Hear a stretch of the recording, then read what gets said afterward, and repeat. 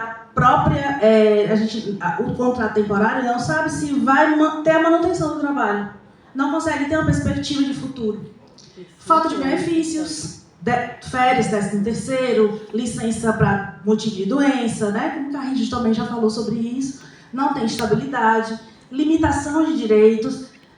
Os dentistas contratados, eles não reclamam de nada, né? Não podem, zero possibilidade de reivindicação qualquer, por medo de perder o emprego. Então, excesso de carga horária, normalmente dão uma carga horária maior do que os efetivos, assédio moral, impacta na relação com os pacientes, porque a alta rotatividade, ela faz com que o profissional ele não gere vínculo com a comunidade, que é imprescindível, né, para a efetivação da política. E isso vai prejudicar a continuidade do tratamento. Enfraquecimento dos sindicatos, né? Isso não é exclusividade do trabalho precarizado, mas contribui muito, porque as pessoas simplesmente não se sindicalizam, as pessoas têm medo de se sindicalizar, porque o empregador pode achar ruim e a pessoa perder o emprego por causa disso. Eu coloquei essa estratégia de dominação, achei interessante, essa autora, né, Druck, em 2011, ela fala que o trabalho precarizado como uma estratégia de dominação do trabalho pelo capital. Eu não vou elaborar, porque não tem tempo, mas a gente ficar com isso em mente para a gente pesquisar depois, não é uma provocação mesmo. E tudo isso, né, tem outras coisas, mas tudo isso caracteriza a desvalorização profissional. Pode passar.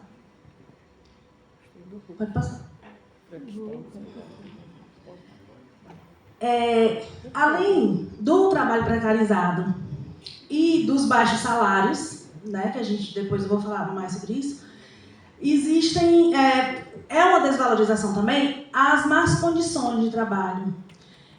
As más condições, elas aumentam os riscos ocupacionais, que são aqueles fatores que têm um ambiente de trabalho que podem causar danos à saúde e à segurança dos trabalhadores e podem levar a acidentes de trabalho e a doenças ocupacionais. Eu vou passar um pouquinho sobre isso, porque a gente precisa sempre lembrar do quanto o nosso trabalho é insalubre.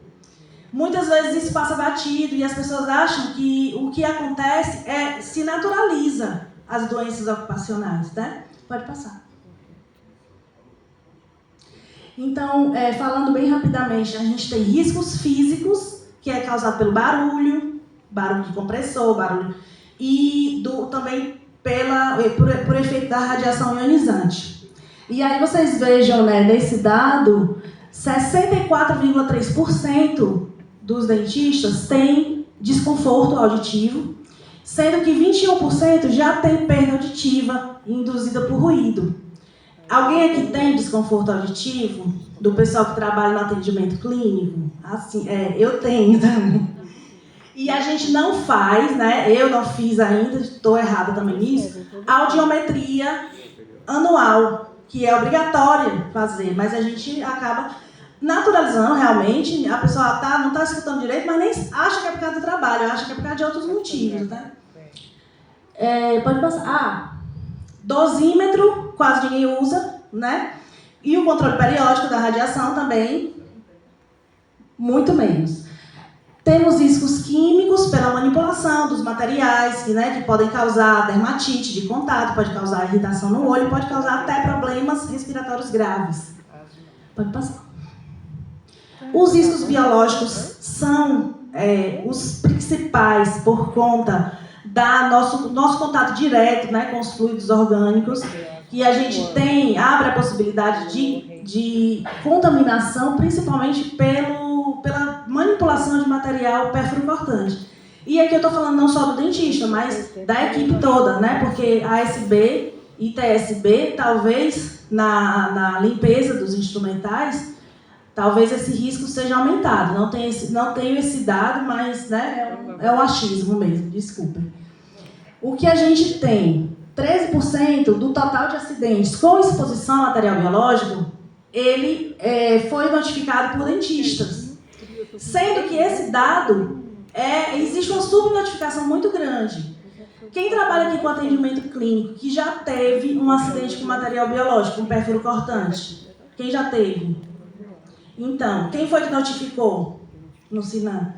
Só uma pessoa. Eu já notifiquei várias. Eu não notifiquei, também nem sabia. Foi no começo da profissão e eu não aprendi isso na faculdade. A gente não sabia que precisava notificar as coisas. Pode passar.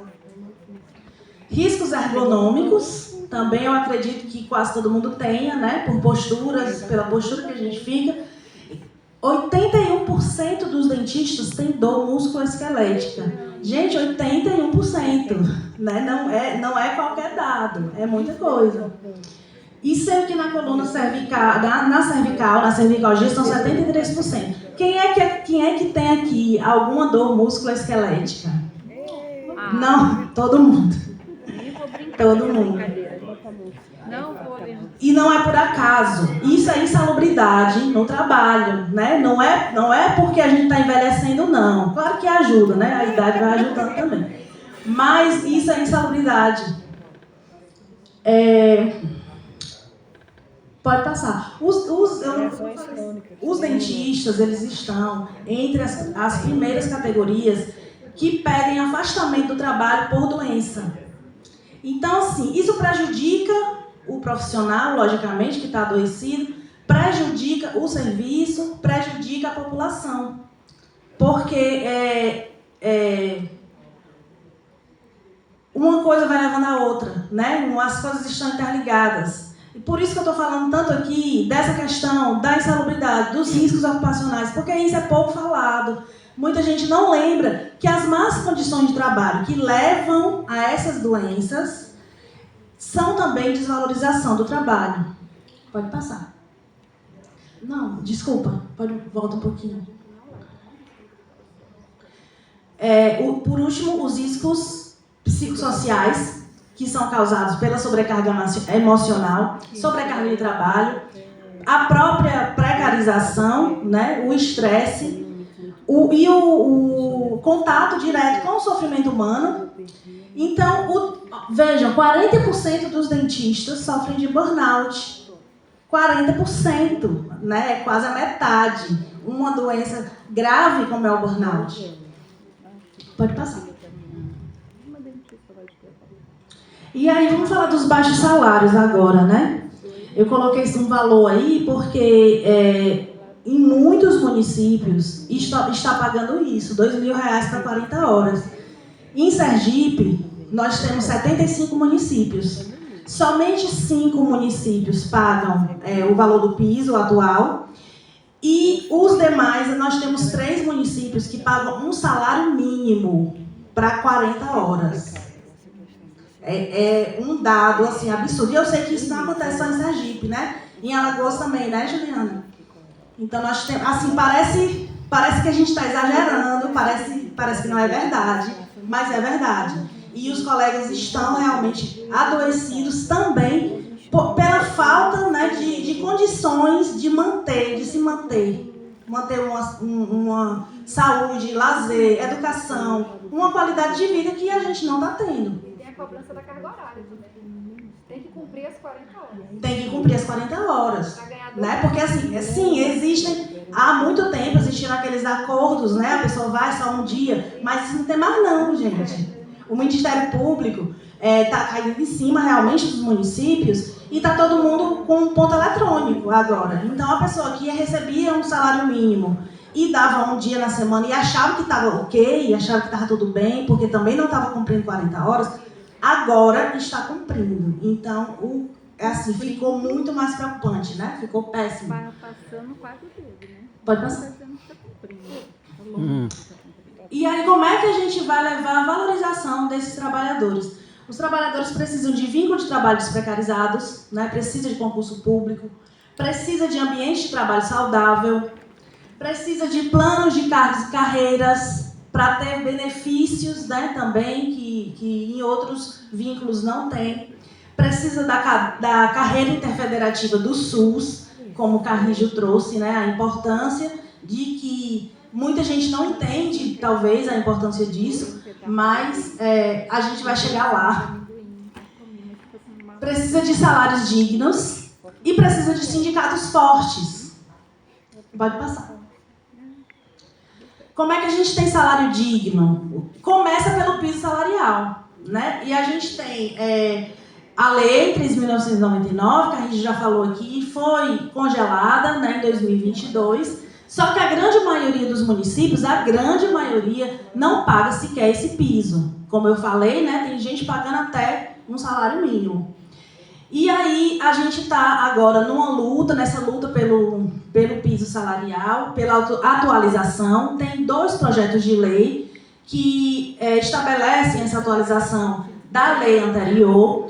E aí vão corrigir essas falhas tanto no valor do piso, como na maneira de ser corrigido, de correção anual, como também na questão da abrangência de ser para o serviço público também. Porque na lei 3.999, ela fala que é para o serviço privado, até porque não existia, né, SUS naquela época. E o PL das ASB e TSB, né, que Filomena, que está à frente, luta por eles, é 2504, está no Senado já, né, mais adiantado do que o nosso, já em caráter terminativo, né, isso. E é muito importante que todo mundo, todas as categorias, né, precisam desse piso. É o menor salário que a categoria deve receber. E é muito importante que isso seja cumprido, que isso seja observado. Pode passar. Aqui eu trouxe alguns registros da nossa luta, né, em algumas idas que a gente foi a Brasília, na luta pelo piso salarial. Em 2023, surgiu um movimento chamado Dentistas do SUS. É um grupo de dentistas altamente insatisfeitos, né, por conta dos baixíssimos salários, que começaram a se comunicar, fizeram grupos de WhatsApp, então assim, tem grupos de mais de 1.000 pessoas, e se juntaram, né, a gente se uniu, os sindicatos, as federações, o Conselho Federal e os conselhos regionais de odontologia, todo mundo se uniu nessa luta, né, que é uma luta muito difícil, é uma luta grande, e a gente está conseguindo alguns avanços, a gente já conseguiu a aprovação de um dos PL em 2 comissões na Câmara, nas 2 idas, né, nas 2 caravanas, que está sendo chamado de caravana, e está sendo muito importante esse movimento por conta de os profissionais quererem ser valorizados e estarem atentos a isso agora, porque durante muitos anos estava todo mundo dormindo. E estarem também chegando junto nas lutas, junto com os sindicatos, que é uma coisa, agora, pelo menos desde quando eu estou na profissão, há 20 e poucos anos, eu nunca tinha visto uma união dos trabalhadores junto com os sindicatos, porque teve essa demonização, né?